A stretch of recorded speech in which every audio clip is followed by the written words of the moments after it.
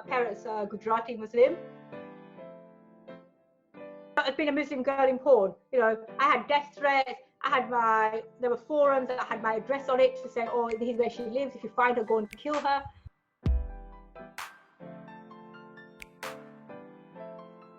A lot of guys inject the dick to keep it hard.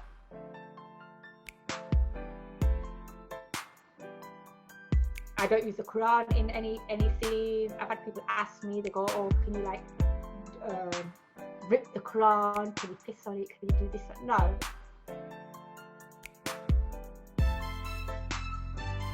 So, Sahara Knite, international porn star, Game of Thrones features, TV shows. How long have you been in the industry for? It's been a while. I started in the industry in 2004. Then I worked through till 2009. And then I took a long break out of the adult industry, but I did some little bits on the side. And then I came back to it again in 2018. So, brilliant. How would you? And a while, yeah. Yeah, I mean that was a big gap. How would you class yourself? Like, what would you say that your occupation is? My occupation, I just class myself as an adult entertainer. I don't know why I just assumed that you were Pakistani. Like, do people make that? No, do you know, it's so weird because everybody assumes, I don't know why, because I say, you know, people go, oh, you're Muslim. Okay. And they go, oh, you're Pakistani. I go, no parents from Pakistan. No, but you must be. Why am I? Why do I have to be from Pakistani for? I'm like, my parents were from India, Gujarat. You know, it's not even like near Pakistan anywhere. Yeah. My parents are Gujarati. They came. Well, my mum came when she was young, about 8. My dad came when he was 20. So first generation British. Yeah. Well, I'm first generation British. Gujarati. As I've got older, I've become a bit more Indian in my. Right. Really? Not in my outlook, but just general. I think, you know, as your kids, right? I mean, I grew up in the 80s, I was going to say, because I was born in 75. So my main, obviously, growing up was 1980s. And when I used to be at school and stuff, and people go, oh, what's that smelly stuff you've got in your packed lunch? And you'd be really embarrassed and things. But now, after like, I think 30, I was in my mid-30s, I was like, yeah, accept that you're Indian. I think I've just got more Indian as I've got older, so it's good. Was your upbringing quite traditional? Yes. So my upbringing was strict. So in terms of strict, I mean very strict. Muslim parents, very strict. Mostly, yeah. So traditional. So it was more of a religion thing, really. You know. So it was, you know, making sure, you know. I think people don't realize in certain cultures that how, you know, they go, oh, they had a hard life, and I go, well, we have to go to school, we have to come home, we have to have tea, get ready, go to mosque. So it was like, get up in the morning, go to school, come home in the evening, we have to stay 4, home for 4, have a tea, go to mosque, 2 hours in the mosque, come home. So by the time you got home, it was 7, and then you had to do, you know, then you had to eat, and then you had to do your homework. Then it was time for bed. That was life. How are you like? So obviously now, I guess you've deviated from that slightly. How old were you? Slightly. Like how you chuckled when I said slightly. Slightly. Slightly.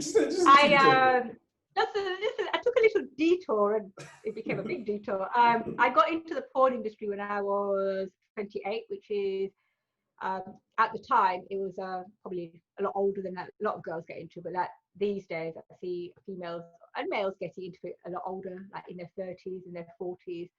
But yeah, I got into it when I was 28, so I was older. You know, most girls are getting into it when they're 18, 19, 20, and yes, 28. What? Grand old age of 20. I was a MILF when I started. I wasn't even like I was a MILF when I started, but it was really funny, right? Because when I was in the States working, because I looked young and my physique was young, I used to play like barely legal. I used to get casted in barely legal stuff, and they'd be like, I'd be like, oh, I'm playing an 18-year-old now, and I'm 28.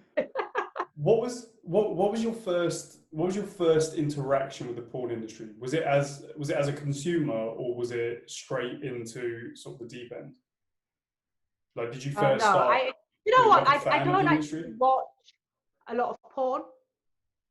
It doesn't really. So I started. So when I was 28, I got into the industry, and I started with solo production, so like solo girl stuff, and then I ended up going on to things like Babe Station, where they only. I mean, these days these channels are running like 24 hours a day. When I was in 2004, most of these channels used to run 3 hours, 11 till 1, 11 till 2, things like that sort of thing. And then, it sort of progressed on from that. So I did that for a bit, and then it went to like sort of girl, boy, girl, and then there you go. Bob's I your uncle, think, like that. well, only in that one film. No, so it's There's Bob's the uncle. I'm sure there's Bob's the uncle in some film. yeah. That's where I came across you for the first time. I must have been like about 14. I was like scrolling You through have. the You yeah, I perverted know. It man. was like the first interaction. I remember I was trying to get onto like the fucking cartoon channels How or old some are shit. you? I must have been about 14. So So how old are you now? I'm 14. No, I'm joking. Come on now, sort yourself out. I'm 27. 27 is my age. Oh my So God, you're so young. oh, I don't feel it. Trust me. I'm like, oh. I feel like old enough. I feel like old enough to be your half a mother, not full mother, because I could have technically had you when I was when I'm 45. So You're 45. yes, I just said to you I was 28 when I started in 2004. So do the sums.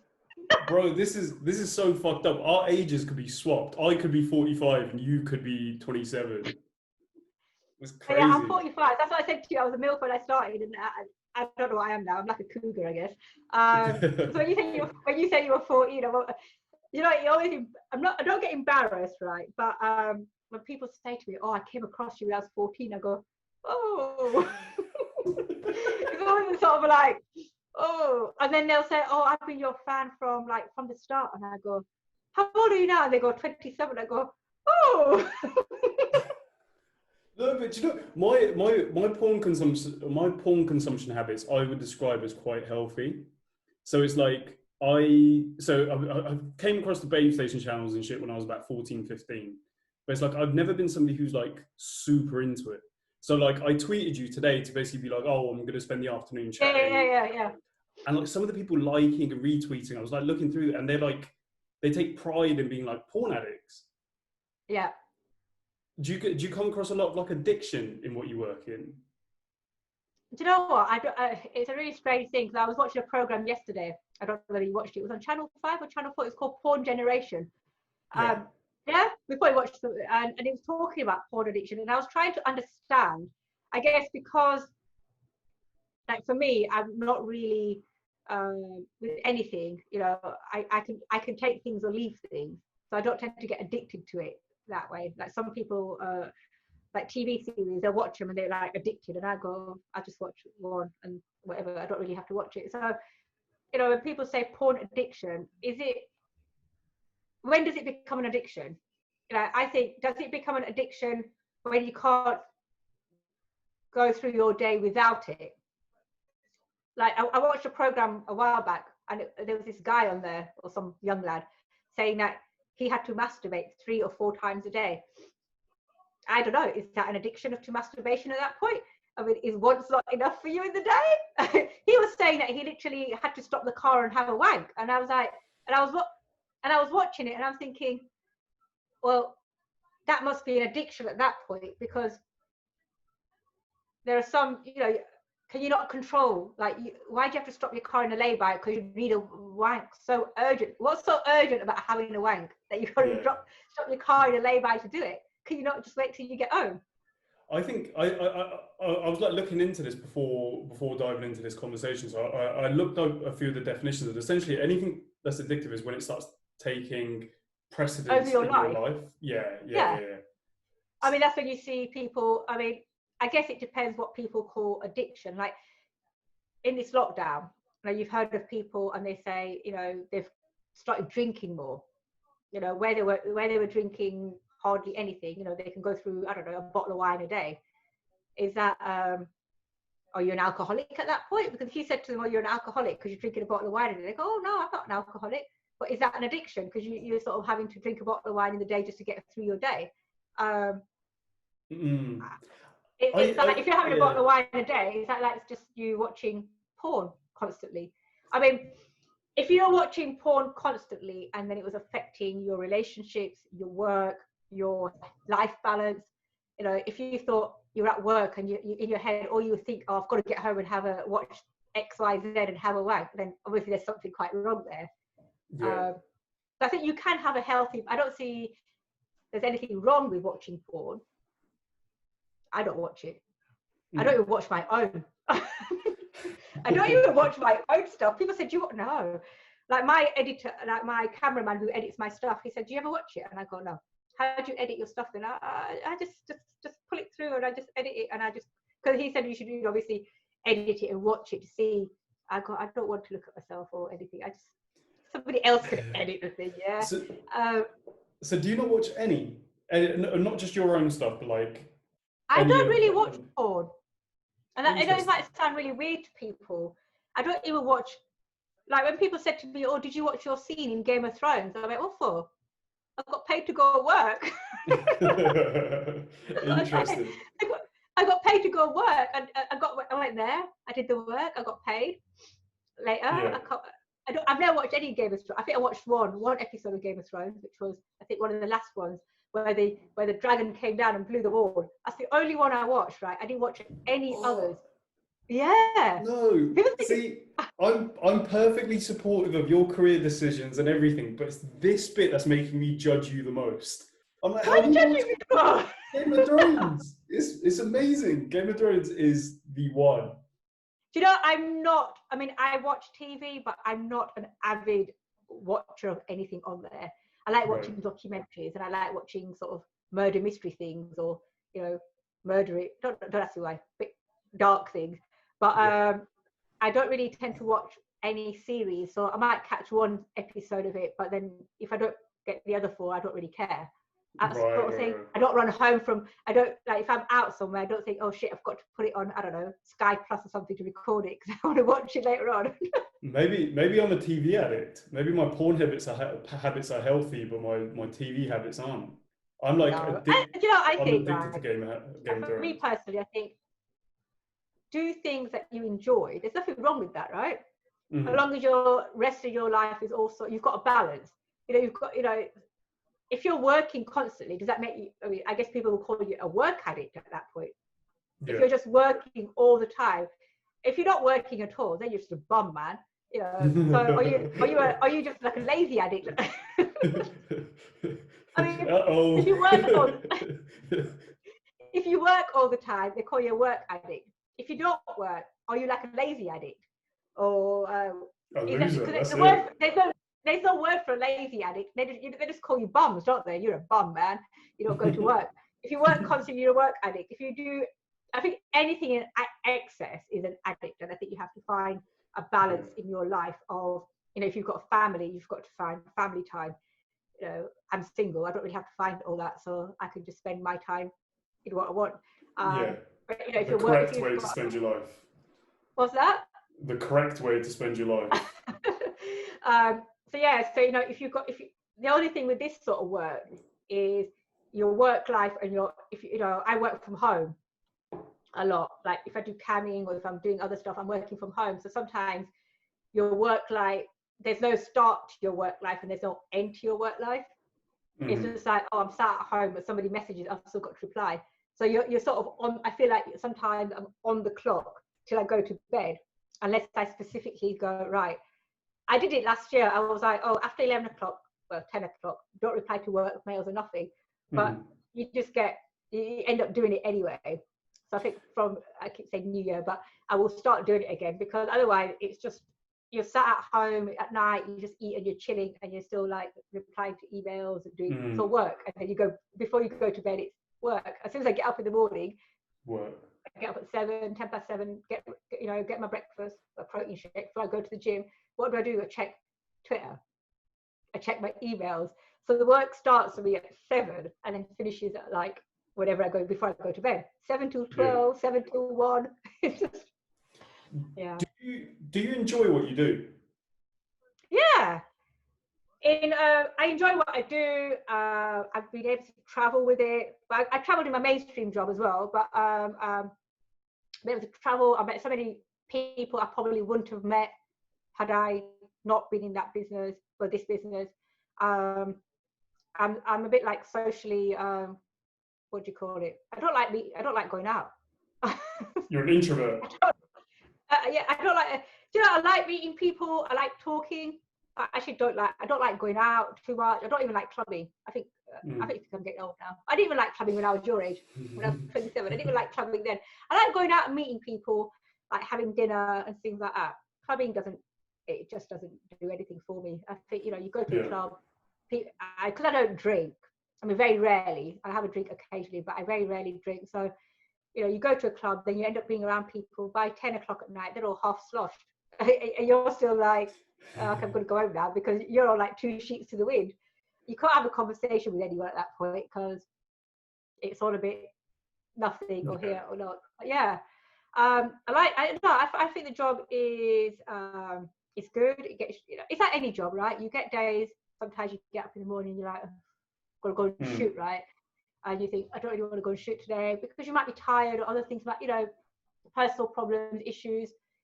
The thing with porn is you can't really take your personal issues into work, because it sort of comes out. Whereas, when you're in an office, you can just hide. Yeah. Behind the computer, you're hiding, right? Whereas, if you've had a bad day, or you might have had a fight with your partner or your boyfriend, and you've got to go to work and you're still annoyed, and it comes across, because you might get annoyed with your scene partner at that point. Do you know, when I first started, it's no joke. When I first started, I did a couple of scenes, and there was one scene I was doing. It was a content thing. A friend of mine was shooting it, and the guy, he was a total tool, man. He turned up, and he'd had car problems, right? He'd had issues. He'd had car problems. His car, something had happened and whatever. So he turned up at the shoot in a bit of a state anyway. And then he started picking on little things, and I was just like, and it was like my second or third shoot. And I said, the guy who was shooting it, I was like, I'm not doing this. I actually went away and cried. I was, oh my God, he's such a twat, this guy. And so then my friend spoke to him, and he was like, look, he's just having a bad day, whatever. And I thought, oh, okay. And I thought, fuck it, right? Went back, finished the shoot, fine. And then I saw this guy on a year, 2 years later on another shoot. And as I walked in, and I thought, oh my God, I've got to work with this guy, right? And I thought the last time I worked with him, it didn't go very well. But it was so nice, actually. He actually came and he said sorry. He said, oh, last time we worked, he said, I want to apologize. He said, my head wasn't there. He said, I had a lot of issues that morning. And I said, I took it out, X, Y, Z. And I was like, yes, okay, fine, clear the air. And it was all good. It was like a group scene, and it all went really well. But that's the other, see what I mean? You take your problems to work, and you end up taking it out on somebody else. I've got to be honest. I'm like, in my personal life, I'm like a total libertine. Like I enjoy myself to the fullest when it comes to dating, all of that. But when I think about, like, so let's say porn, for example, I can't cause that divide where it's like, so you refer to the person that you were, like, for all intents and purposes, you were going to go have sex with as your scene partner. So there's obviously a clear divide in your mind. It's like a co-star. Yeah. How do you manage that? How do you manage that? How do I manage that? It's like, for me, it's really simple. I get paid. So if I go and do a shoot and I'm getting paid, I'm getting paid for it at the end of it. Even if it's content that I'm going to make money from. So that's where my line is. All my whether it's a female or male, they're all core performers or scene, what do you call it? What did I just say before? Can't remember. Scene partners. Scene partners. And that's how I'm very professional that way, because obviously there's no, if you get chemistry, that's good. But I know people say you can't fake chemistry, right? But you could always, if you're a performer, it's for me, I can act it all out. I can make it look really good, right? And in my head, I'm like, fuck you, these all shit, man. I am sometimes I've been shooting, I'm like, these all shit, right? But you're like, yeah, it's great. And then at the end of it, and they go, oh, it's a really good edit. And you're like, that was a really shit scene. But they're like, oh, it was great. It's like, fantastic. So my line of separation is, You know, I work with loads of girls who I'm friends with, and you know, off screen we're still friends. We don't do anything off screen. You know, it's when you're working, you're working. When you're, and obviously when I'm with a personal partner, you know, it's a bit more. You've got to have a bit more. I don't need a connection with a scene partner, because like you can fake that shizzle. Yeah. If you can perform, you can sort of make it look whatever you want. Mm. But with on a personal basis, you've got to have some sort of connection. Yeah. Otherwise, it's just, I think, you know, nowadays I'm just like, you know, you've got to have some sort of connection, and it's got to be going somewhere, because the honest truth is, if I want to, you know, I can go to work and have sex. Yeah. I don't just go out and like people say, oh, going out, you know, meet someone for. I don't need to be meeting guys for that. Just go to work. Yeah. Well, that brings me on quite nicely to another question I had, which is like, first, so I guess this is like a 3 or 4 part question actually. So the first question is porn sex good sex? Do you show up to like a shoot and do you expect the sex to be good, and is it good? Do I expect the sex to be good? Mm. I don't expect the sex to be anything. I expect. Interesting. People will listen to this and go, "Ah, she's weird, man." I'm not weird, right? I guess it's different things for different people. Like, so some people, they actually say that they can't work with somebody they're not attracted to. Like they go, "Oh, can't work with somebody." Like, to me, it's a job. I work with loads of people. There's something nice about that person. You know, they might speak to you nicely, they have a nice face. They might have, I don't know, something nice about them. Somebody told me this. Another producer told me this, that a male performer said to him, a very well-known male performer. He asked him the question: how do you work with lots of different women? Because there might be women that you don't find attractive. And he said, you find something attractive about everyone. He said, it might be the feet, it might be the face, it might be that they've got nice hands, nice boobs, whatever. And that's what you concentrate on. You concentrate on the aspects that you find nice about them, you know. Mm. And that's it. And I go to work, and some people think I'm very cold at work. They do. I don't even lie about that. Some people say, oh, I'm very cold because I don't do all that pre-scene. You know, the guy might like a bit of, oh, this is, you know, flirty business. I don't do all that shit. I literally, you know, if it's an issue, you know, I talk to them, but you know, somebody once said to me, you should try and, like, you know, I thought, what no, it's not me. I've never done. When I came back, I found it, you know, this whole content thing, I had to really get my head around, because when I was back, you know, when I started shooting, it was mostly productions, whether it was here or in USA or Europe. You used to turn up on set. If it was makeup, you got makeup done. The guy would turn up, fine. You might have a little hi bye, whatever, you know, chit chat. Mm. You know, you go and get your girl. They do the stills, the glamour stills. They do the boy girl stills. Ready to shoot. Yeah, there we go. And that's how I used to work. You know, there were people up there who might do stuff off camera beforehand, but I was like, that's not for me, because if I'm not getting, you know, off camera is not paid for. Do you know what I mean? I ain't getting nothing for off camera. I don't need to be doing it. I just do it all on camera. So it's all on camera. Businesswoman, I like that. Yeah, it's all on camera. And there you go. Start the shoot. And then I remember in America once with this guy, he was like, before it, he was like, I was sat down, he comes over, starts, and I was looking, what's he stroking my leg for? He was like, oh, just no. And he said to me, he was like, I hope you're not going to be like this in the scene. I go, no, I'll be fine in the scene, right? Because he thought, because I wasn't giving it to him before the scene, like in the scene I was going to be all a bit like, and afterwards we did the scene, it was fine, it was all good. And he said, oh, you're very different. And I was like, yeah, because I'm working. I'm getting paid off camera. I just want to sit there and do my own shit. Right? I don't want you. Yeah. I don't want to be doing that whole, you know, touching it, making the guy feel really hot and sick. Well, what for? Yeah. I don't need well, to make yeah, you feel, you're not getting paid for that, so. I'm not getting paid for it, and you know, and it sounds, you know, it sounds harsh, but you're not my boyfriend, or you're not somebody I'm going out with. I don't need to make you feel hot and sexy and flirty with you so you're ready for, you know what? Yeah. I understand it's hard for guys, right?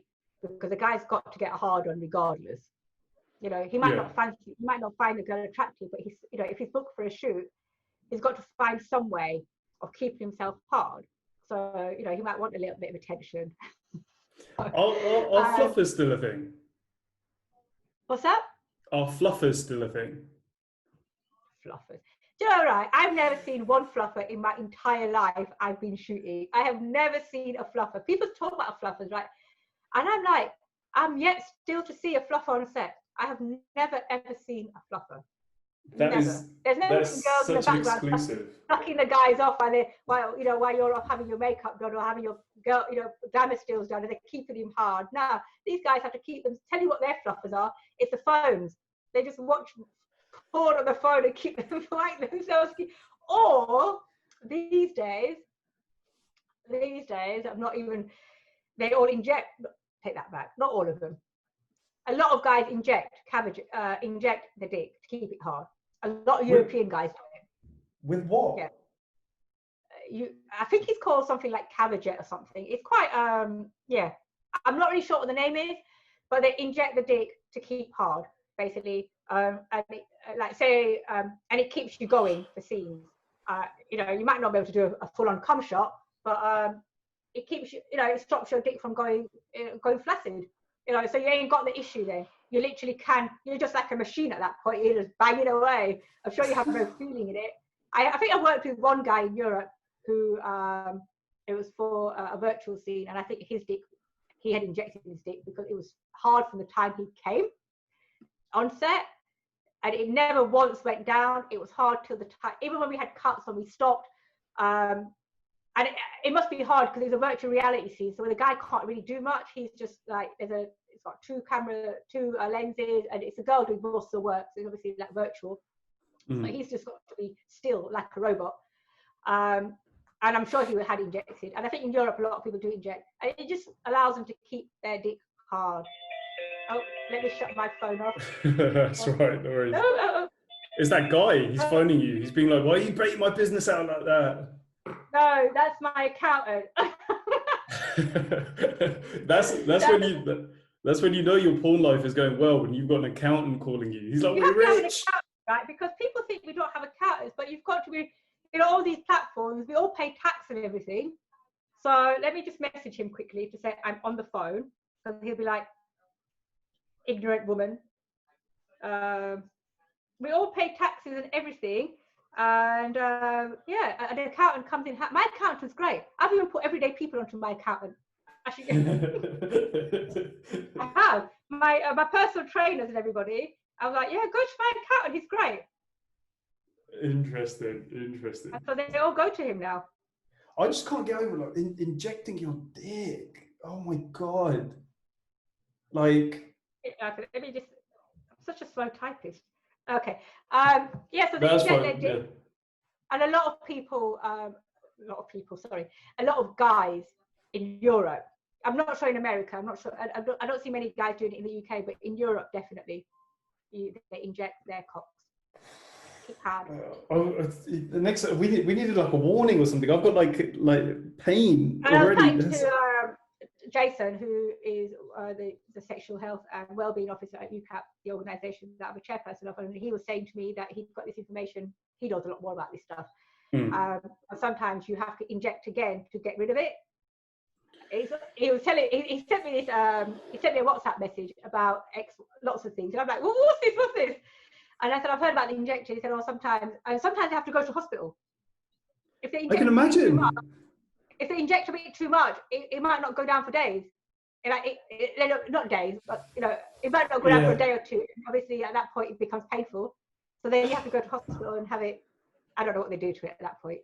they say that about. Well, I can figure out what they do, because have you ever heard of what they do if you have a reaction to Viagra? So if you have a reaction to Viagra and you can't lose your erection within, I think it's 4 hours. Do you know how they get it down? So you go to hospital and they drain your dick. That's it, they've got to drain it. But I wasn't really sure what they drained. So it's blood. They drain. Oh yeah, all the blood's filtered, isn't it? Yeah. Oh my god. Okay. Let's. Oh my god. Right. I've lost total. Yeah. You've just totally fucked my mind up. I'm just like, oh my god. Relationships. So you mentioned something about relationships when you were talking there. So I've not been in a relationship for a long time. I think my last relationship was with a porn performer 10 years ago. And, right. to be perfectly blunt, I stopped working because for me, I was with him for 4 years, and after 2 years, I stopped working because I just didn't feel comfortable doing boy girl when I was in a relationship, and but he was all right with it, and obviously it caused a lot of issues. And then the relationship ended. So after that, I haven't been in a relationship. I've sort of dated on and off, and I've always been honest with them about what I do, because rather they know than they find out halfway in. But I haven't had anything long term with anyone. I think most of them think because you do porn, these might you know if you start dating a guy, they think most of them are just after sex. And I remember when I dated somebody last year for a little bit, but not him, but the one before, like 4 years. I have really long periods between dating. Right. Yeah, for somebody who works in the adult industry, who wasn't in the adult industry for a while, I have really long periods where I just don't see anyone or have sex or whatever. And people go, "Oh, don't you miss it?" I go, "No, not really." So I think I dated a guy for a while in around this time last year, and then before him, it was 4 years ago. And that guy, yeah, it was 4 years ago. Wow. And I told this guy, I said to him, "Look, if you're just going to come round to have sex, right, I ain't got a problem." I said, "But you're going to have to stop putting money on the table, right? Because they say," I said, "because I ain't interested in this shit, right? You know, I want to like date someone. I want to go out with someone. I want to like have but if you sort of come around and have sex, all right, we can do that. But it's not doing anything. It's not going anywhere. And if it's not going anywhere, what the fuck am I doing? Yeah. You put money on the table, that's different, right?" Yeah, all right, put money on the table. Come and put money on the table. We could have fun, whatever, and then you can bugger off, and you don't have to have the whole, "Are we seeing each other soon?" or "When can I see you again?" You haven't got to have me messaging you or texting you or expecting any boyfriend duties of you. Yeah, I get you. Because if you're dating someone, you want there to be, you might want the guy to message you every so often to see how you are, how your day's going, or and you want the guy, you want them to do the same to the guy. You want to go out and stuff, but if you're not doing all that, what are you doing? Yeah, it's just sex. And I think, well, no, you're all right. I can do that with you if you want, but it comes at a cost. It comes at a cost. That's what I said. That's funny. How is porn sex different to relationship sex, or like your personal life sex? Yeah, for me it is. And some people it might not be. For me it is, because when I'm doing porn, I am completely performing. I probably do things in porn that I wouldn't do. There are positions in porn that you do it for the sake of the camera. You want it to look good, right? You want the whole, you put your back out and you want doing all these positions to make it. You want to sell a product. That's what you're selling. You're selling a product. You want to make it look as extravagant, well, not necessarily extravagant, but as out there as possible. It's a bit strange sometimes, but you want to look good.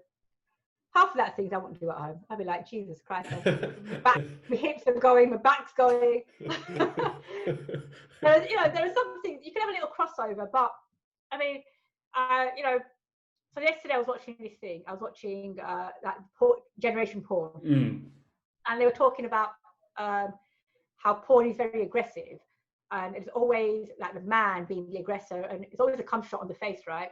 Well, not all the time, but most of it, I think the cum shot on the face is a visual thing. It's like in porn, I go, all right, fair enough. I actually think for me personally, I do think it's a degrading thing, right? This guy I saw last year, he was like, "So you let people come on your face in porn, but you won't let your boyfriend?" I thought, no, because to me it's a degrading act to come on your girlfriend's face. What is it? What are you coming on your girlfriend's face for? In porn, I'm not involved. I'm not mentally involved with that person. There's nothing of me that's involved in that person. They come on my and I say, if they come on my face, that's what we've decided.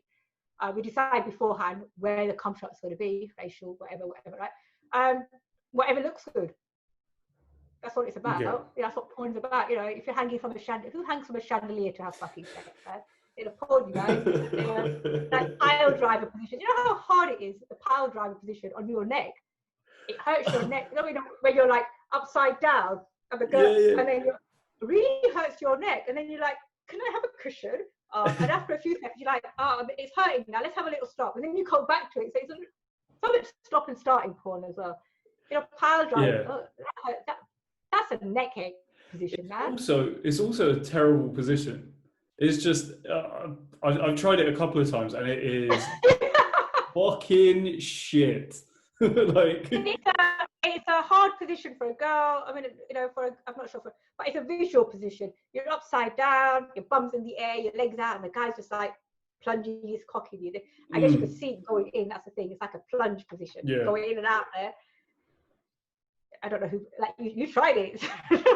It is shit. Nobody had a good time. Like it literally probably lasted about 35 seconds where I was just like, what it's the fuck very are we hard. doing? I mean, as a female, I don't know. I mean, to me, I'm like, I've done it so many times in porn, and halfway through, you're like, oh, my neck hurts. Can I have a pillow quickly? And you know, your shoulders hurt because you're literally holding yourself back on your shoulders. And sometimes you're on the floor, so you do need a cushion. Is it other than pile driver, what other things like do you do in porn that you would never do in like your personal life? So you got facial, pile driver. Are there any like bigger things like, let's say, anal? People. You know what? So I'm gonna. So you know, honesty and all, I have never ever done anal in my private life. Ever. Nice. Okay. Never.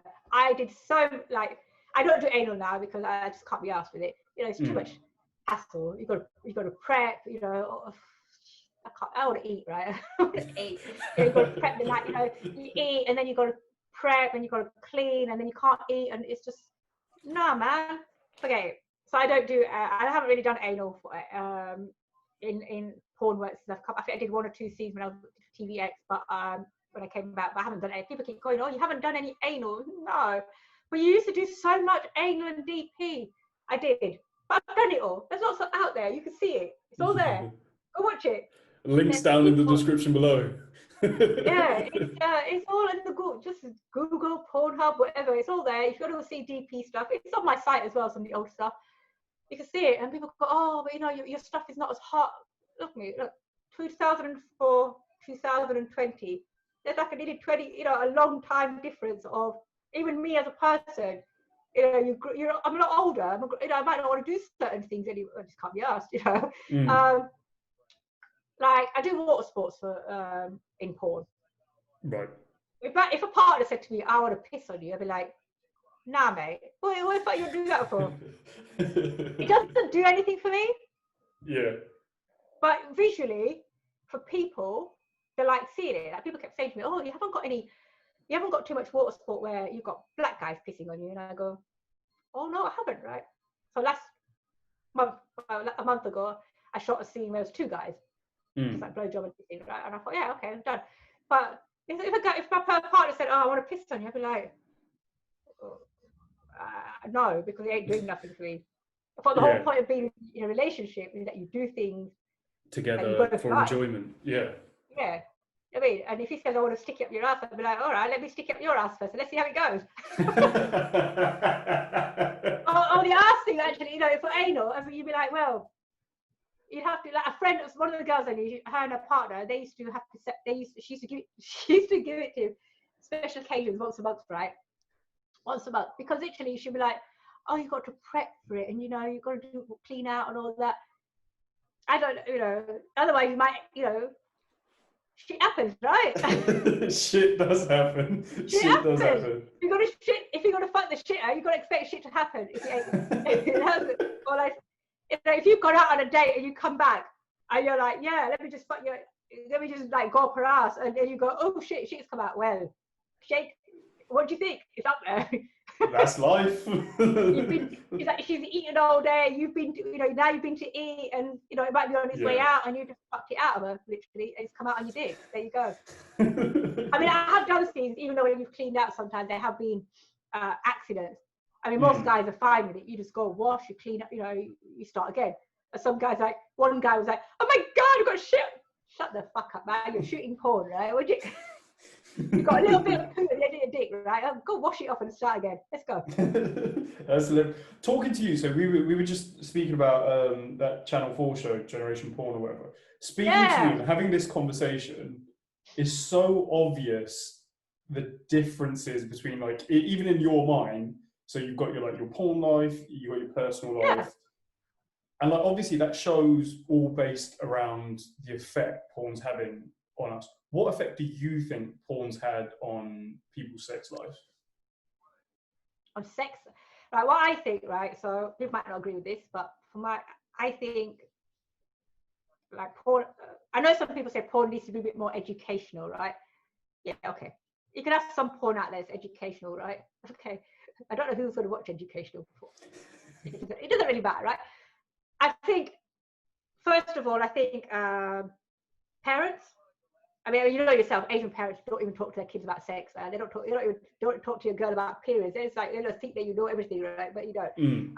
Education, and I think it starts at home. And I think parents have got to open up with their kids a lot more and discuss these things and explain to them, like, okay, I understand, like, kids come across porn on their phones and stuff these days at a lot younger age. Like, it's not the same as back in the day, not like you, my day, people older than me, where they had to go to a sex shop to get a VHS tape and, you know, underneath the table sort of things, or you borrowed your friend, you know, your friend gave you a record. Like, these days it's all out there. You didn't have the internet back in the day, so you had to go to a shop and buy it. It was a lot harder to access, I think. But the easier access, I think there needs to be a lot more education around it. Like, some people think, and I've heard it from kids, like friends' kids and other people, some of my cousins' kids, that they think that, like, a lot of guys think that what the young guys think that what they see in porn is like real sex, and what people, like, what girl or that's how they should be having sex. And then there's and for the females, like the younger girls, they feel like there's a pressure on them to behave in a certain manner. So that the guys are like, oh well, I saw this and I saw that, and then the girls think they have to do it because the guys think that that's what sex is meant to be like. You know, all that deep throating and gagging on cock and, I don't know, slapping. You know, I've done porn. You know, I shoot porn like that. You know what I mean? I shoot porn. It's quite rough, but I wouldn't want that in my personal life. You know, I wouldn't want some guy slapping me around the face in my personal life while we were having sex. It doesn't do nothing. But being, as you call it, a performer, you can see certain things. You know, as an artist or performer, you can see how it looks. It gives a bit to it, right? It's like I shot a scene where it was a hijabi scene, but it was like a rob. Like, I was in a kitchen doing my stuff, right, and the robber comes in. It was a hard scene, right? But it was like a proper. We had to call it. We couldn't put the word rape in it there. We just couldn't do it. But it was all consensual, and I think it was all consensual. But even the performer I was doing it with, it was a content thing, right? And I paid him for it, and that's how I wanted it. I wanted a shoot that was a bit dark and a bit. Like, the guy was controlling it all. Because, like, some of these porn scenes, like, it's like, oh, you got a robber, and then the girl's really enjoying it, and I'm like, that ain't even fun. You know, is that more real? I don't know. And he kept stopping he stopped the scene more than I did, just to make sure I was all right. Because he was like, you look like no, it's carry on, right? Because there's a scene, I'm not meant to look happy, it's meant to be like, I'm meant to look scared. Because I said, carry on. Yeah. And people said, oh, you know, because he had a knife and everything, right? That's how I found that scene. But that's the scenario, that's the setup. And I think, you know, I had to put before that, when I put it up, that it was all consensual, that it's not played out at home unless, you know. So I think that's another thing people have got to realise, that porn it's a fantasy. It's an adult fantasy. You know, it's not real. You have got companies out there who are shooting a bit more couple porn, real porn. And there's a market for that as well. I think there's a market for everything, because some people want to see that whole out there fantasist porn. You know, whatever fantasy you've got, right? It's like being played out on a porn screen somewhere for you. They might not want to see soft, sexual, sexy porn, but they can have that at home with their partner. I'm with you on that, because I think where my views, I think our views are quite similar on this. I agree with you that I think the problem is the consumption at an early age. I think when your brain's not fully developed and like when you're so impressionable, I think that's where the issue lies. Whereas if you get into stuff when you're older, you understand more. It's kind of like I always picture that the porn that you watch is like a sort of reflection of what you. Is that an extension of you? Yeah, it is. An extension of you. I mean, they say, so talking about like your brain developing and stuff. I mean, they sort of say your front, it doesn't actually fully develop till you're 25. That's why anything under 20, you're just, after 25, that's when, responsibility, you can accept more. What before that, you're not sort of, your brain's not fully developed. But I can see what people say that porn isn't showing the reality to people, but I said it's not there to show the reality. The whole point of relationships, love and sex and XYZ, it shouldn't be up to porn. It shouldn't be down to porn film to teach you that. It should be down to your parents. I mean, take films for instance, right?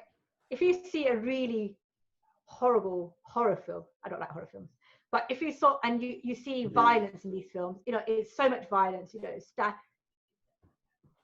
are you going to go out and do you think that's what life is?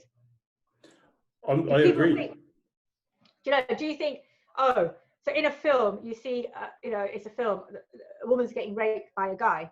Do you think, that's real life? I can go out and do that, So if you don't attach that to a mainstream film, and some of that's more violent and in a mainstream film, etc. Even sexually, okay, you can't see anything, right? It's all simulated, but some of them films even are more violent sexually and graphically than porn. Porn is just there, porn is just in your face. The girl's getting slapped, she's getting pissed on. I mean, there are some scenes out there I think it's too much, even for me, and I haven't done it. Like legal porno, that all this double anal business. Yeah. It's not for me. I don't do it. I don't like how they treat the women on there, so I wouldn't do it. If people go, you haven't, no, it's not for me. But there are some people who are very happy doing it. They enjoy it. So is it wrong that they enjoy that? They want to go and do it? As a grown-up, right? As an adult, if you enjoy certain aspects of sex, right? Whether it be violence, whether you like to be strangled, not to the point of dying, but, whether you like to have a bit of strangulation during sex, whether you like, a bit of slapping about during sex. It's like saying, I take the fetish guys, right? Some of them guys like the shit kicked out of them, right? They like the balls being kicked bad, really hard. And they like their dick being slapped hard. Now, if a girl started doing that to you in real life, slap, and they go, but I saw that in porn. I saw that in some fetish films that I saw, right? They were slapping the shit out of the guy's cock, so I thought that's what all guys like, yeah? Yeah, I do agree with you. I think there's a responsibility not on the actual productions, because like you said, like nobody would go watch a Hollywood blockbuster. Nobody would go watch a Hollywood. Mainstream films have warnings, don't they? They have like a thing at the front, a disclaimer. And I think some porn films have that as well. They have disclaimers now at the front and end. Everything is for consensual, and it's all fantasy, it's blah blah blah. Yeah. But whoever sees that front and end bit, if you're a person, if you're somebody's been passing around this clip and it's been stolen off you, as it always does, then it ends up on these tube sides. The front bit and end bit isn't in there. You just got the little whatever part they're watching, and you might just see. It's like people, I mean, I've done some. People go, I mean, I've had people say to me that I can't watch that scene of yours. That's the American scenes I did. They got, I didn't like how the guys treated you. How they threw you on the sofa and they like stuffed the cocks down your mouth and really, literally, orally ripped your mouth and held your nose and everything. He said it's too much, and I was like, well, I was fine with it. I got paid. I went home. I got paid. I mean, for me, I think like if there's anything that's ever been too hard, I've always stopped and said, look, it's too much. If you slap me too hard, I will stop you and say, don't fucking slap me too hard, right? So if you do that, there was a guy in America. There was two girls and me and this other girl and him, and he slapped me really hard, right? And I thought, okay, I slapped him back. And then he just looked at me. I thought, this is what happened. Like, don't slap me that. I thought, and you know, and he got really annoyed, right? And I thought, well, you thought you could slap me? Yeah. In a scene, right, that hasn't been pre-agreed to. But, you know, this is before, like, these days, there's a lot of, there's a bit more, I would say, ethics around porn. You know, people, you know, everything's like, you know, what are you happy with, what you're not happy with, making sure that no boundaries are pushed. You know, when I first started, we didn't have all that. But when I did Game of Thrones, and now they've got intimacy coordinators on mainstream sets. Like when I did that, they didn't have it. You know, after all this Epstein thing and all that stuff came out, and so now they have like intimacy coordinators who are there to help you navigate the scene. Not that it's much to navigate in a mainstream adult scene. But in Game of Thrones, I think somebody asked me, and I was like, no, we didn't have so 2011, there was nothing like intimacy coordinators. And now they have. They're there to make sure you're all comfortable. Nothing's happening that you don't want to happen. You're all good. Yeah. I like how I think they're really good. I think they're great. I was just about to say, I like how they thought that you would need the intimacy coordinator. You're like, no, I've got this. This is my domain. Yeah, they do. But they go through positions with you, because obviously everything's got to be covered in them as well. You know, like it's all simulated, so you can't really show too much. But even with the positions, they're always like, "Are you okay? Are you not okay? Do you need like a little cushion, like so he, you know, it doesn't touch or whatever." It's yeah, that's good. It's interesting. It's I did one last year. Was it last year? Yeah, last year. For a mainstream company, and while we were doing the scene, the mainstream male performer, he asked for a little cushion, and the intimacy code. So I had a C-string on because I wanted and they were like, "Do you want nipple covers?" I was like, "Nice, all right." And she said to me, "Do you mind if he has this cushion?" And I was like, I looked at her and I said, "What's it for?" And it was like a spoon position. So she said, "Oh, just hold it behind you." And when he turns, so he was with this other girl, and they was meant to roll over. But when he rolls over, he'll just put it in place. I think he obviously didn't want to like bang against the bum, right? I don't know. And I was like, "Fine, it's all good. It's all good." You know what I mean? It's like they're there to make sure everybody's happy. Nothing, you know, everybody, including camera people, and you know, You mentioned Epstein there. Obviously, there's like been a few cases, and I do have to say, like when I was looking up about it, exploitation, like does that still persist, like exploitation in porn, or are there measures in place that like effectively stop it? Right. I don't. I have heard of, you know, I think there's a court case in America going through at the moment for girls do porn, where I think they exploited the girls and stuff. Yeah. I mean, for my time in the industry, I haven't seen that, and I've been in it for a while. I'm not saying it doesn't happen. I'm sure there is. I'm not really sure what. I mean, a lot of companies now are putting guidelines in to stop things happening. But exploitation, I guess it depends in what sort of context you talk about exploitation, whether in what way, pay, or how generally being exploited for what. So a few of the stuff that I'd read about, so the girls do porn thing was a big case. Yeah, I think they actually. I read it the other day that there's more girls coming forward, and when these girls when they approached these girls, I think they weren't told exactly where it was going to be, where it was going to end up, or the releases. And again, so here's the thing, like, so they were approaching brand new girls. It's such a difficult industry. It's not a difficult industry. It's education and finding the right information. It's like new people coming into the industry need to know certain things like X, Y, and Z. You know, what to expect, what not to expect. You know, not to feel like you're being pushed to do certain things. Not to, you know, to state your boundaries. Or, you know, because there's always going to be, you know, in any business, you always got boundary pushers who try and push you past your certain things, and that's wrong. And I think what it needs is also performers to speak up. Like if something goes wrong, and if you're not comfortable doing something, speak up. Don't feel scared. I mean, that's the other thing. A lot of what was happening was a lot of performers, male or female, were on set, and they might feel like, oh shit, we started a scene, and it's not how I want it to go. It's a bit too hard. It's a bit too rough. But shit, you know, I've got to carry on, right? Because I won't get paid. Or, you know, they'll get annoyed if I stop it, if I keep stopping it. Yeah. I've stopped sometimes, many times, just for a break. If I got too tired, I'd be like, oh, I need a drink of water now. Or, you know, and sometimes the guys are happy with you doing that, right? You know, sometimes they want to run through it constantly, you know. You've got lights on you and it's like a hard, fast-paced scene. It takes it out of you, you know, it's tiring. Yeah. You know, and the lights sometimes get you so hot. Take a break, like have some water, you know, have some air, have a cup of tea. Have a cup of tea, come back. Do you think things are sometimes?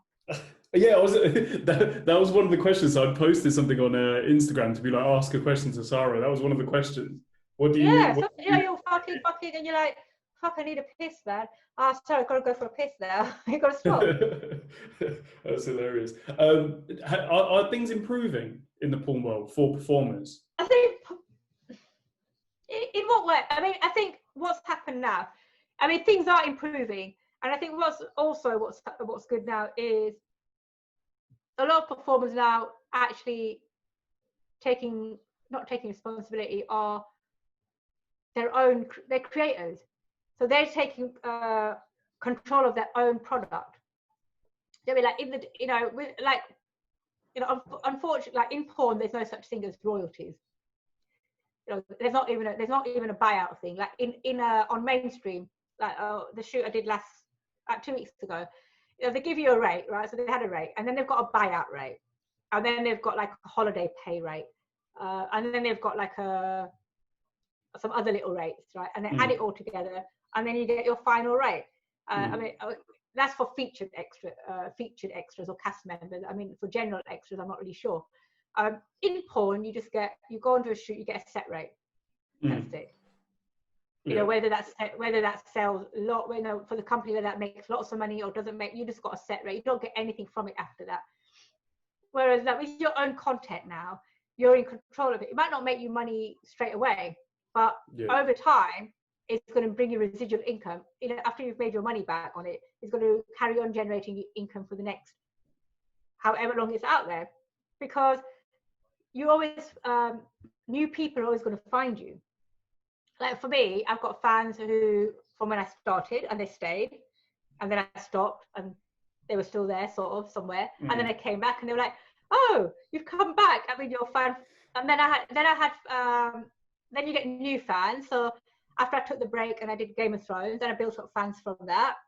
And then in 2015, I did 1 or 2 shoots, and then I just didn't bother. And then when I came back, so over the span of time, your fan base, you know, you've got your existing fans from back in the day, and then you're always building on them, new fans. Somebody, you know, your content 5 years, 10 years down the line, you know, other young generations will see it, and they'll be like, because to them, okay, I might be old by then, but I'll still be young. I'll still look young in the, you know what I mean? I mean, you know, and to them they'll be like, oh, it's new, not new, but they've just come across it.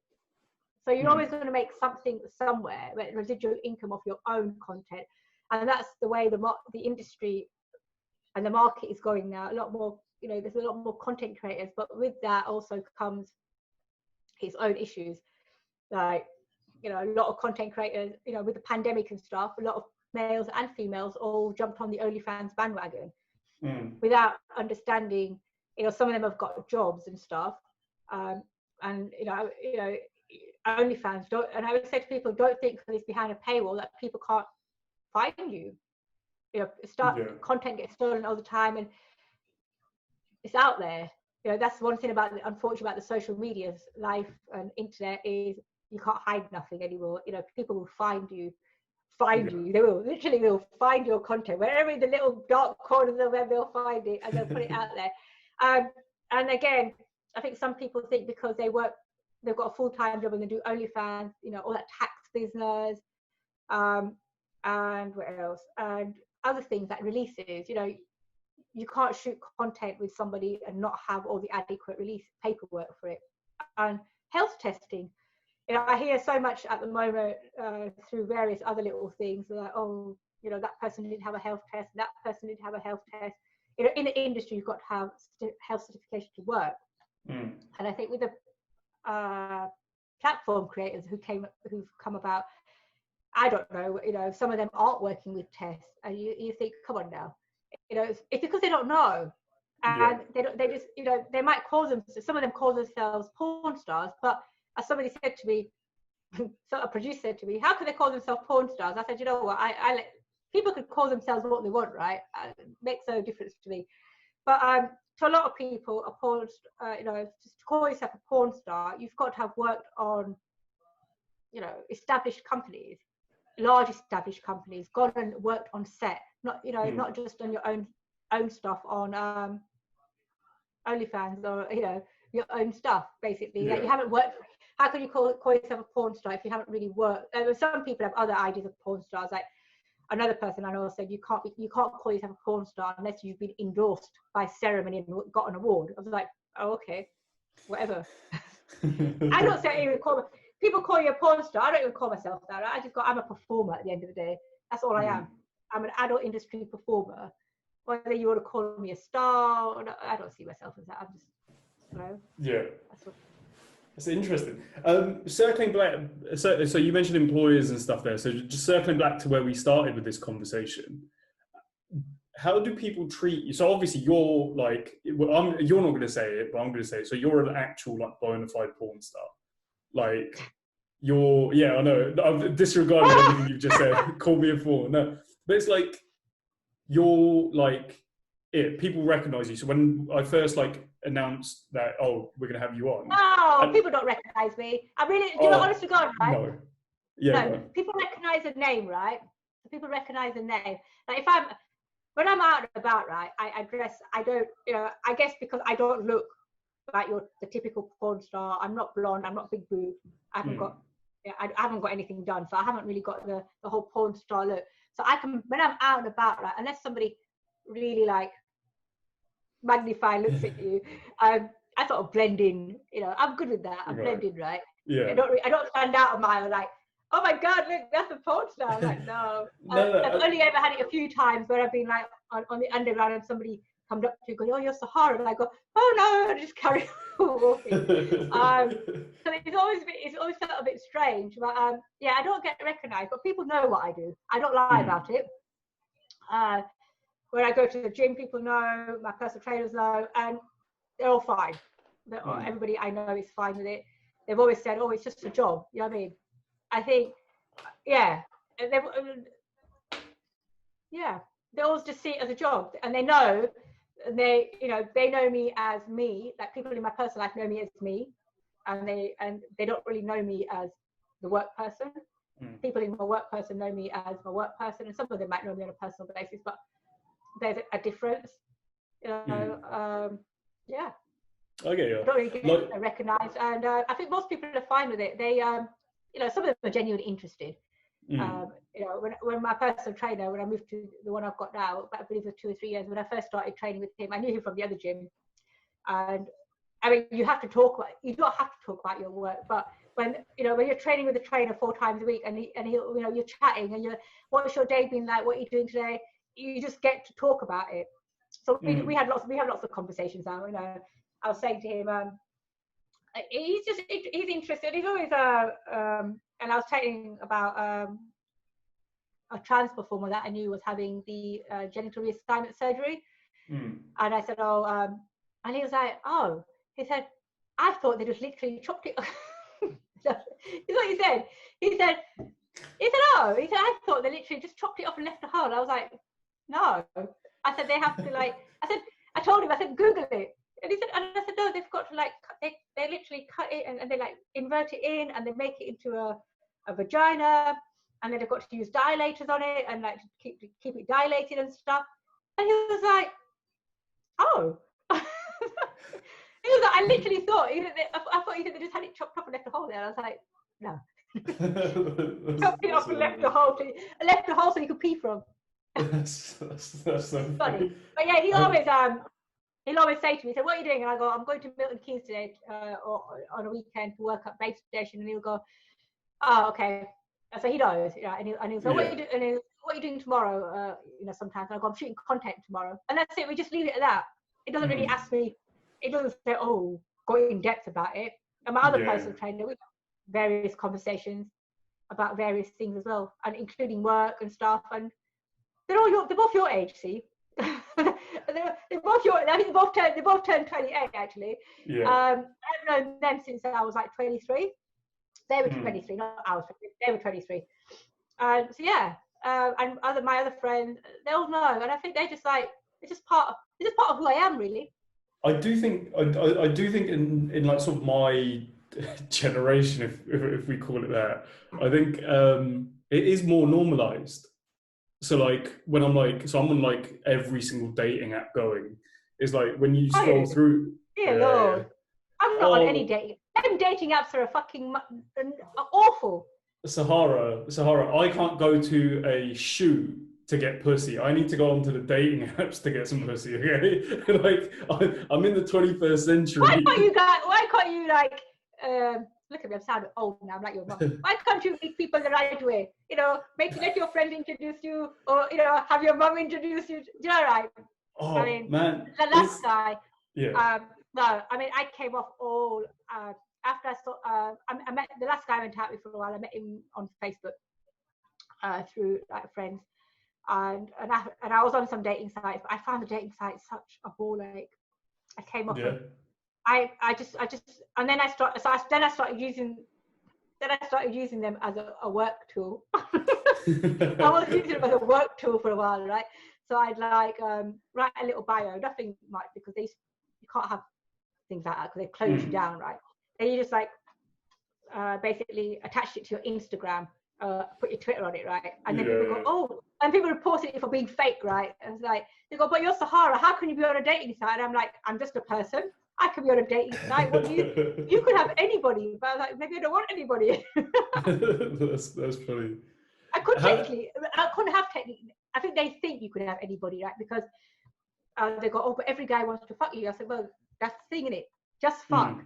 Yeah, that's all they want to do. Like, they don't want it. And then these guys go, oh, but I want to marry you. What for? What do you want to marry me for? I'm a complete asshole, man. I'm not, but I don't know what because I think like the people who say they want to marry you and they go out with you, they want to do that based on what they've seen of you. They've got an image of you like a Sahara. That's what they see. And so I said to her, I thought, you know what, if they think they're going to want to get married to me based on that, they're going to be very disappointed. Very disappointed indeed, right? What are you doing? I'm sitting at home. Well, what we're doing? What? I don't know. I'm going to learn to knit or something. I'm watching some TV, or I'm just like chilling, having my chai. Leading just a normal life. Some of these people think you're sat at home 24/7 in your underwear, just wanking constantly, and I'm like, no. That's painful. Your bits would fall off. It's like when you like, I log on to phone chat, right? I log on to phone chat, but on a weekend or when I'm not like at the gym or something, so I get up and I go, oh, I'll just log on to phone chat, right? And then they'll go, and I'm in pajamas at this point. I'm not dressed or anything, and they'll go, what are you wearing? And I go, oh, I've just come out of the shower, and I'm sat there going, I've got my pajamas on. And sometimes they go, what are you doing? I go, oh, I've been wanking all day. Just thinking about you, just going for it, just wanking up all day. Like just from chatting to you, they go, oh, are you wet? And I go, yeah, so wet, Just talking to you has made my pissy run wet. Not. That's funny. How did your family react? Or how did they first find out? How did they first I have this conversation with everybody. You should know this conversation by now.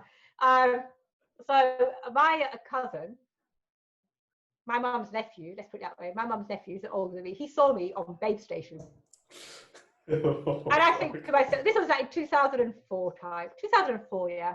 And I thought, you didn't see me on Babe Station, mate, because you had to like scroll up to the 900 channels. You had to literally, like on Sky, you didn't just like come across it. You had to like scroll to the 900 channels.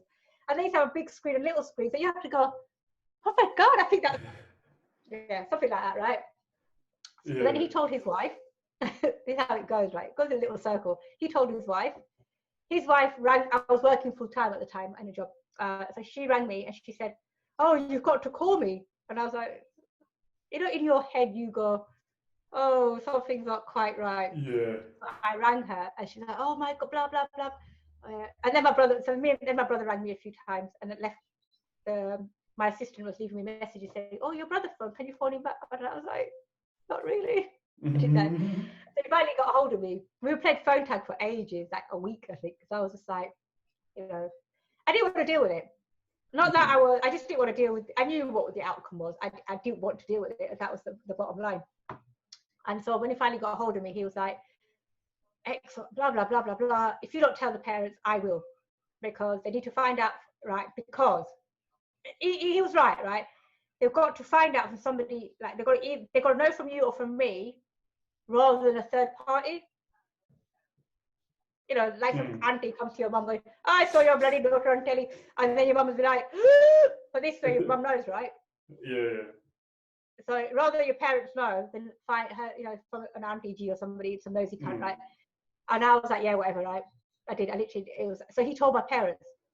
He told my parents, and that fallout was drastic, because then I had my dad ringing me up going, what is this shit, what is all this dirty thing you are doing? Not making fun of you, Dad, not making fun of you.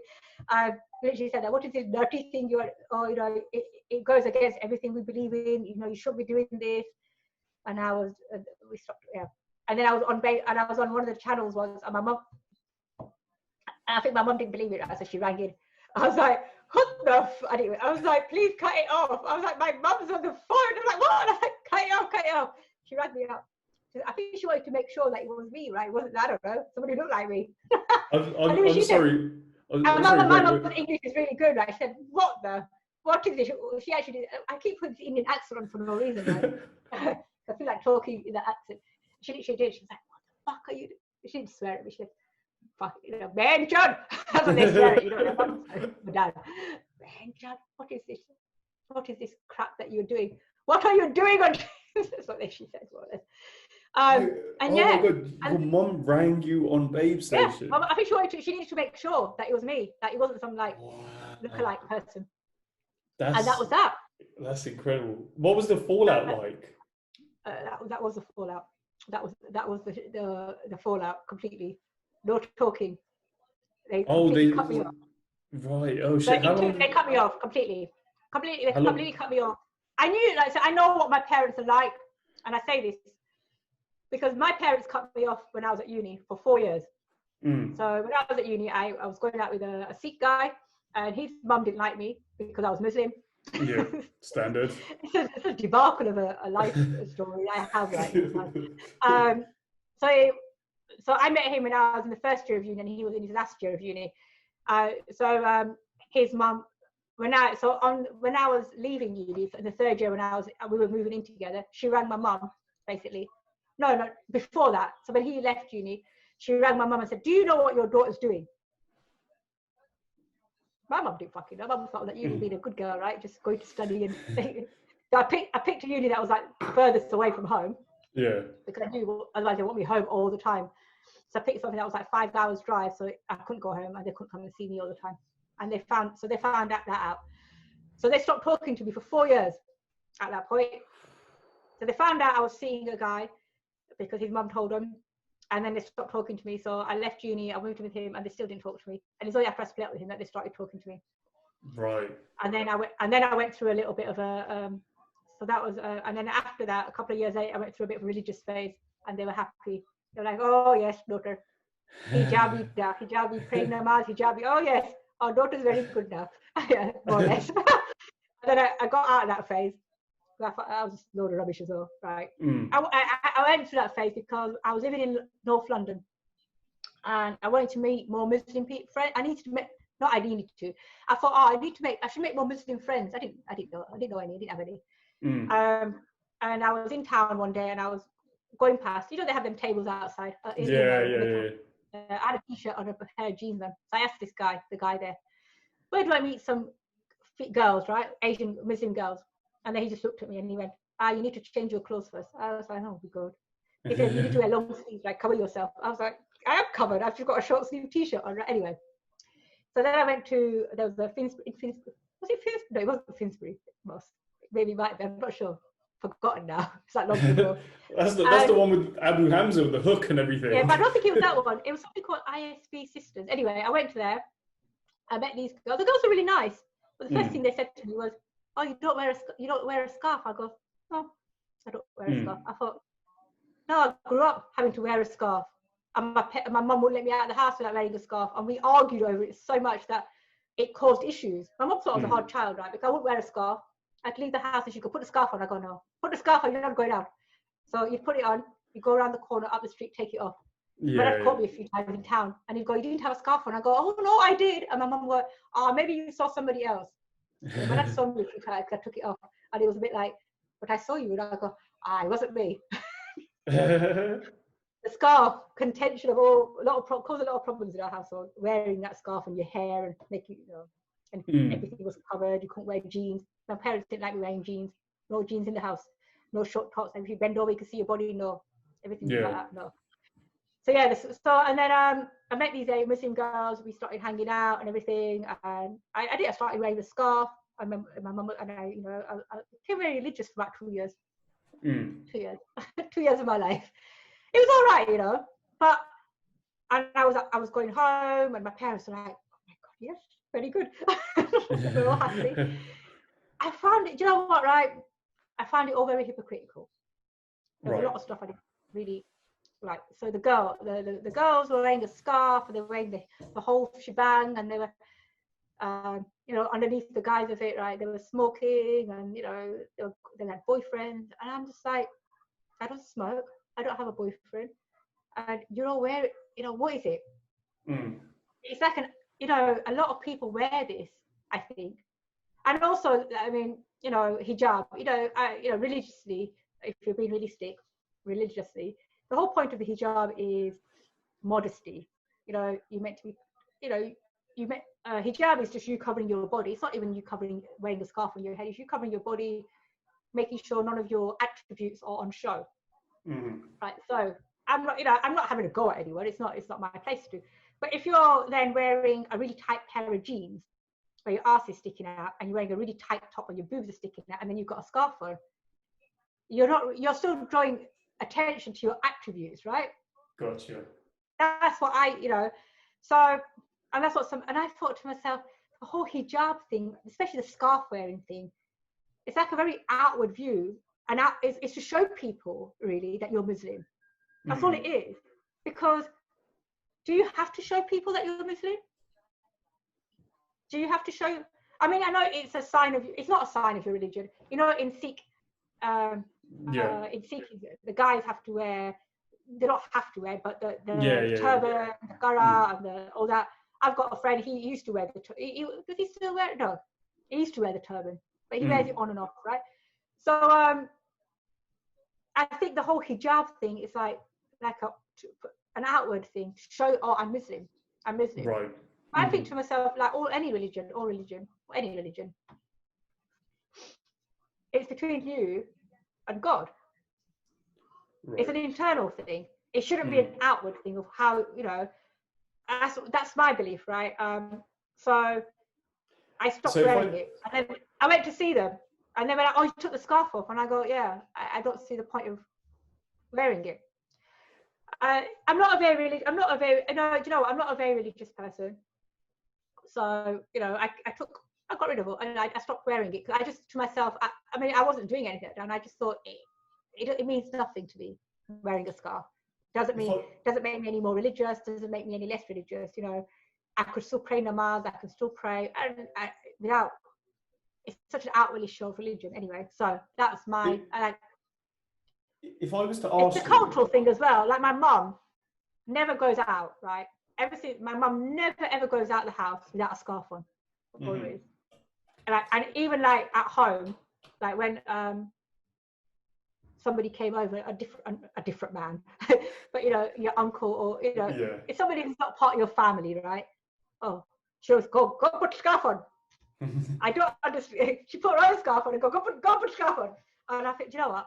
Fuck it, I just got upstairs, right? I ain't coming down. I'll come down when they're gone, right? Because the whole putting the scarf, it caused so much palaver in our house. We had arguments. Me and my mum used to argue over a scarf, even just how you used to dress. You know, Right. my uncle, my mum's brother, I think about 12. I didn't learn to swim very well. Because when I was at 12, 13, even I didn't learn to ride a bike very well either. He said to my mum, she's too old now to be out on a bike. So okay, the bike went.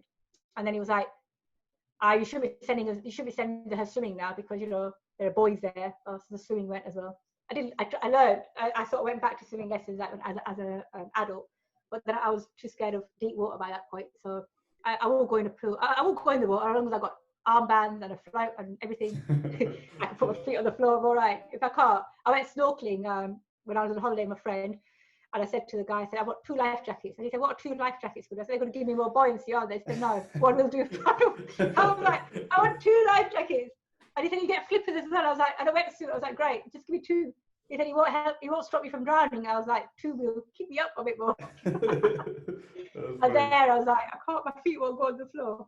But yeah, so my mum always wears a scarf, ever. Even when we used to go out, like, you know, weddings, everything's invited to a wedding. A scarf goes on. It was never off a bloody head, man. If I was to ask you, are you still Muslim? Do you class yourself as Muslim? Oh God, it's such a. That's I class myself as a. It's a very difficult question, right? Because people don't like my answer to this, right? Because I say I'm a non-practicing Muslim, right? I don't say I'm not fully non-practicing. I take that back, right? Because if I decide I want to pray, I'll do all that, right? It might go against what people believe in, but I think that if I do my wuzu and I pray, in that moment, whatever I do is between me and God. You know, at that moment, like you know, if you meditate, it's you and if you're praying, like Sikhs, Hindus, you know, you have a puja thing in the corner. At that time, that's your time between you and God. You're praying, right? Yeah. Outside of it, it's just whatever, right? I'm not saying whatever, but what you do outside. I get you. So you know what I'm saying? So at that time, that is you. It's just you and God. Whatever you know, you can speak to Him. You can ask Him. You know, you don't have to pray in Arabic to God. You know, God just is Arabic, but you know, you can speak to Him any way you want, right? And religion, right? If you think about it, is what's in your heart. I think it's also what's in your heart. You know, good intentions. You know, if you've got good intentions, everything, I think that counts as something, as to opposed to bad. Because you could be like everything. Hijabi, whatever, you know, or going to the mosque and doing everything, right? But your intentions towards somebody else might not be clean. You know what I'm saying? You might have negative intentions with somebody else. But then that's bad for you then. Because outwardly you're going, yes, you know, I'm praying namaz, I'm all this, right? But inside, right, you're like thinking bad of people, right? You want bad for people. Yeah. You know, you're not, as a Muslim, you're not meant to do that, but we're human beings at the end of the day, right? Yeah. Nobody knows what's in our heart. I'm with you on that. Like to me, it's all about like it's like belief system. I always just think whatever you believe in. So no matter what your actions and stuff dictate, I think when it boils right down to it, is what's your belief system? Do you believe you're a certain thing? Because then even within that, you've got like good or bad, don't you? Like as in. You could be a good Muslim, you could be a bad Muslim, you could be like, you know, that kind and who knows, right? So that's the thing, right? Good or bad. No human being, no person can say to you, you're a bad Muslim or you're a good Muslim, because only God knows whether you're good or bad. Like my somebody very close to me said to me, he said, on the day of judgment, right? He said, the only person God's going to be interested in, he said, God's going to ask me what I did. Right? He's going to ask him what he did. He said, he's not going to ask me what you did or what so-and-so did. So the only person I have to really think about, he said, is myself. I have to do good, I have to do X, Y, you know, I have to do good in what I think is good, right? Because that's all that matters. He said, if you're doing good, that's good for you. That's you're doing good deeds, that's your good deeds, because your good deeds aren't going to. He said, God's not going to ask me about what good you did. He's going to ask me if I was a bad person, I would have to atone for that and that, whatever, right? And if you're a bad person, you have to atone for your own sins. So when people say, "Oh, but God has told us that we have to," you don't have to tell me anything, right? Let who he, what's the saying? Let who he sins cast the first stone. That stuff, right? Because you could be a good Muslim, right? Everything's good, and then you go out one day and you kick a homeless person. That's bad, right? That is I'm just bad, saying, right? You kick a homeless person. That's the bad thing. But somebody else could be an average Muslim, right? Just getting about doing their own things. But maybe, they saw the homeless person and they gave him money, they gave him food, they sort of did that, and God, that's a good deed at the end of the day. You could be a good Muslim and you could bloody homeless people give a kick or something, right? Because they could be outside your house or something, or they could be making your street look messy. Yeah. You know what I'm saying? So it's like good intentions and good deeds. I think ultimately that's what it comes down to. I'm with you on that. I guess my question, like my final question really would be like offense. So when we talk about, we were talking about Muslim, you were talking about you wearing a headscarf and stuff. So you've got like quite a niche where it's like, so you wear the hijab sometimes in your scenes. Do you ever think about like causing offense? I only and started stuff? that recently. That's just a recent thing as well. Do you know what? Right?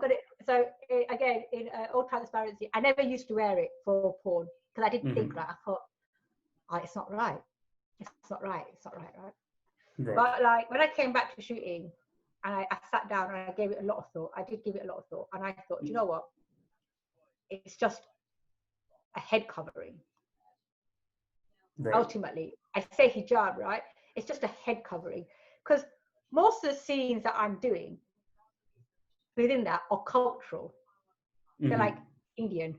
That's my parents. That's where I'm Indian. Whether Indian or Pakistani, we all have the same sort of scenarios. Like I did a girl with the other girl. I did a scene. And we've all gone through it. Like I haven't, because my mum was a bit too on the ball with it, right?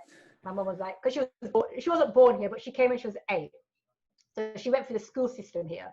Yeah. And she knew, when she was going through the school system from that age till she was 16, she came through across Muslim girls who used to do all this. So my mum was like on the ball. You couldn't get anything past my mother, like compared to my cousins' mums. And I'm like, it's not fair. But so we did this scene, right? So I'm the hijabi Barbie, right? And then the girl comes, so she comes to the house and she's got leggings on, like, and she's got a coat on, but underneath it, like, she's got a short skirt and top on, right? So I know girls who used to do that. And I go, so I'm saying to her, can you show me what you've got on? And she's like, oh, and then her skirt falls open. And I go, what is that you've got on, right? And obviously the pants come, they were going to go out and take the pants. Girls, when I was at high school, so take secondary school, for instance, right? When I was at high school, as a Muslim, right, as a Muslim girl, you wore the uniform skirt, right? And you had to wear pants. Your parents made you wear pants underneath it, right? Yeah. Yeah. Fucking 10 million layers of clothes, pants underneath the skirt. So I know so many girls, right, who used to come to school, go to the toilet and take their pants off. Right. So they just didn't have, do you know what I mean? They just had their skirt on. I was always too scared, right? I was always like scared. I don't know why. Your dad was going to come to school and actually saying that, right? My dad, right, little stories, right? So when I was back at home, so between like finishing uni and working, I sort of lived all across the country and then moved back home for a bit. And then I worked in the north for a bit in a completely different, I used to work in fashion, but then I just took time out of fashion and I just worked in sales for a bit. And so I went to work. And I wasn't living at home because I came home. I was living at home for a bit, and I told my mum I was going to not come home. I told my mum I was going out and I wouldn't be home. And so I didn't come home that night. I told her I'd left a big old note on the fridge saying I won't be home. You've got to also understand I was in my mid-20s by this point, right? So this is early to mid-20s. And I came home the next day. And she absolutely hit the roof. Absolutely went bananas. If you're living in my house, you'll be home. No staying out. Okay. That's like Paul Chowdhury. You know Paul Chowdhury's comedian. some of the stuff people got, it's really funny actually, because it's very relative to how I was brought up. So I moved out then, because I'd already been living away from home for such a long time. So I was like, I'm moving out. And my dad was like, oh no, don't move out. You know what? I said, no, do you know what? It's simple if I move out. So I moved like 20 minutes away from my parents' live. And I was at work. So I had a skirt on. I didn't wear any pants with it. I just had a short skirt on. And my dad, oh my God. And my dad came, I don't know what he came to work for something. And then some girl was going, oh, your dad's here. And I was like, oh, I'm not dressed to see my dad, right? Tell him I'm not here. Yeah. So yeah, Commander would have gone, what the fuck is this shit you're wearing? So yeah, so then the girls used to take the pants off, you know, the hijab. It's just, I think people don't realize, or maybe some people do, but some people don't realize. I think the girls these days who are younger don't realize. I mean, I think some parents are a bit more lenient now, but back in the like 80s, like my parents were so strict. Yeah, it was hard growing up as a Muslim girl, where you couldn't go out with your friends, or you couldn't do this and you couldn't do that. You couldn't have a boyfriend, be alone. Yeah. You know, you had to be at home. You know, he's got Paul Chowdhury's got this thing on curfew time, and it's like this 10 p.m. curfew. Is that 10 p.m.? Oh yeah, curfew. Yeah, my mum had, you know, you had to be at home. If you could. When I used to go to my uncle's house, my mum's brother's house, she'd ring there, and he only lived down the road, so I could see my cousins. 11 o'clock, she'd go, where are you? I'm at your brother's house. Come home. But I'm at your brother's house. I'm not even anywhere I shouldn't be, right? I'm indoors with family. No, come home. Okay, I've got to go home now. that's crazy. That is like. I mean, so I was so strict, right? That I think, you know, I'm not. I mean, that's why, you know, people talk about going out and stuff. I'm like, you know, it doesn't bother me. 10 p.m. You know, if someone said, "Oh, yeah," I don't give a shit, man. I've gone through. I've lived through all that, man. To me, I've lived through all that. It doesn't mean nothing. If they say, "Oh, you can't go out," I go, "Okay, don't go out. I don't go out anywhere anyway. I just stay at home." That was crazy. Do you ever worry about like backlash from like scenes and stuff that you do? No. Do you know what? When I first started, I mean, I don't know. When I first started in 2004, I had so much backlash. Because when people talk about it now, they go, "Oh my God!" I go, I went through it. I've been through it, right? I've been through everything that you guys have gone through. And I went through in 2004. What kind of backlash did you get? I got, you know, as being a Muslim girl in porn, you know, I had death threats. There were forums that had my address on it to say, oh, this is where she lives. If you find her, go and kill her. I had so much stuff, right? But you know what? I was like, yeah, I'm still here, right? And I was like, come on do it, right? If you're going to come and kill me, just come and kill me, right? What is it? Why does what I do? Because obviously it reflects, you know, as you can't call yourself Muslim. I call myself what I want, right? You can't call you know, I have Indian guys in Pakistan, Indian guys going, but you're not Indian. No, sorry, I have Pakistani guys go. Well, anyway, they go, oh, you're Pakistani. I go, why am I Pakistani for? Because you're Muslim. I go and learn some geography, man. So if you knew your history and geography, if you knew your history, you'd know that it was all one place. And when the partition happened, not everybody decided to go and move to Pakistan. You know, there's still lots of Muslims in India. So that's the other thing. People didn't used to believe me. They go, oh no, you're lying. You're not Indian. You're Pakistani. I go, I should know. I was born. Who knows my background better than me? And my parents, we're Indian, you know, from Gujarat. We're not anywhere from Pakistan. And they go, oh no, you're Pakistani. I go, no, not Indian. They will, you know. So everywhere they go, oh, she's Pakistani. I go, no, Indian. I haven't had too much backlash. I mean, I know some people said, oh, it's a bit disrespectful to the religion. But then I think to myself, I said, well, where was your outrage at me when I wore a nun's outfit? True, very true. I wore a nun's outfit for various shoots. You know, I did for my own website. Where was the outrage for that? It's still somebody's religious outfit. And in terms of, I don't ever knock Islam, right? Here's the thing, and I know I've had people ask me, and I draw the line at that. I don't discuss religion. So when I'm shooting, I don't discuss. It's cultural. It's all cultural. I don't do religious blasphemy. I don't have I wouldn't do porn on a prep. I think there are some things that are a bit below the belt for any religion. Like I wouldn't do it in Christian. I wouldn't do it for any religion. So I I don't use the Quran in any scenes. I've had people ask me, they go, oh, can you like rip the Quran? Can you piss on it? Can you do this? No, that's just wrong. I wouldn't do it. I wouldn't do it on the Bible. Yeah. Or I want to shoot. Or why don't you just shoot using a prayer mat? Oh, no, because that is something that people use as prayer, right? Gotcha. So them sort of things. I don't do it. I mean, people do it, and they make a lot of money on it, right? I know that, but that's my line. The scarf to me is just a piece of covering. Gotcha. I think you've hit that quite well. I could put a turban. Technically, I could put a turban on my head and call it hijab. Yeah. Some of them, some women wear the hijab like a turban, don't they? I could like an African style thing, and I've just got a turban on my head, but it'll still be a hijab. Yeah. Because most of the hijab has got to do with the clothes. As in, if I wore a loose salwar kameez and I put a turban on, that's like I'm covered. Right. So Gotcha. I tend to, what I'm saying. So most of my themes are cultural based, so they're like Indian based. Mm-hmm. That's what people, that makes sense. But Indian guys are a bit strange, right?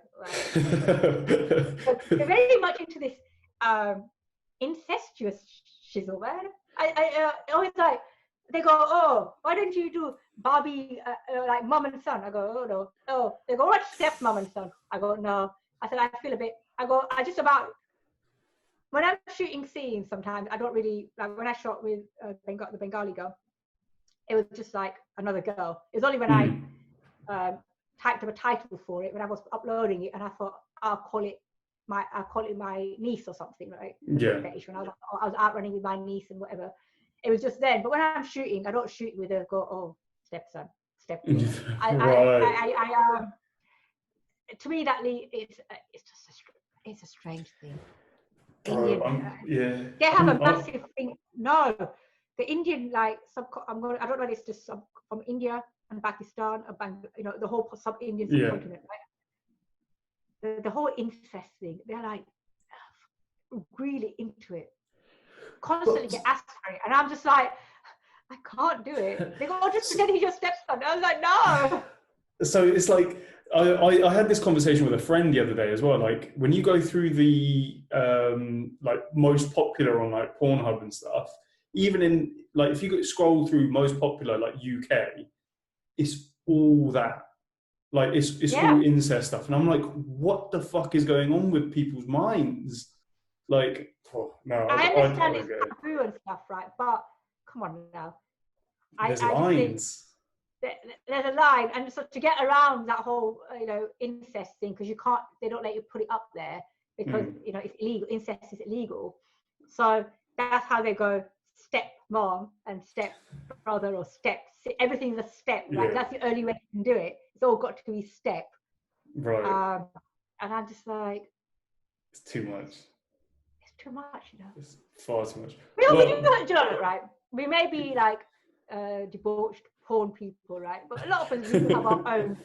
You have your own moral compass at the end of the day. I think that's it. You have to have your own moral compass, and your moral compass might not be the same as my moral compass, but it doesn't mean it's not off key. It's just how just because somebody does blasphemy and prayer mats and stuff for the porn that they shoot, it doesn't make them any less. It doesn't make them any less than because I decide not to. You know what I mean? It's just it's just how you feel and how you decide to take it. I'm with you on that. I'm with you. Well, this has generally been one of the most fascinating conversations I've ever had. This has been crazy. So thank you so much again for coming on. Thank you for having me. No, not a problem at all. Sahara Knite.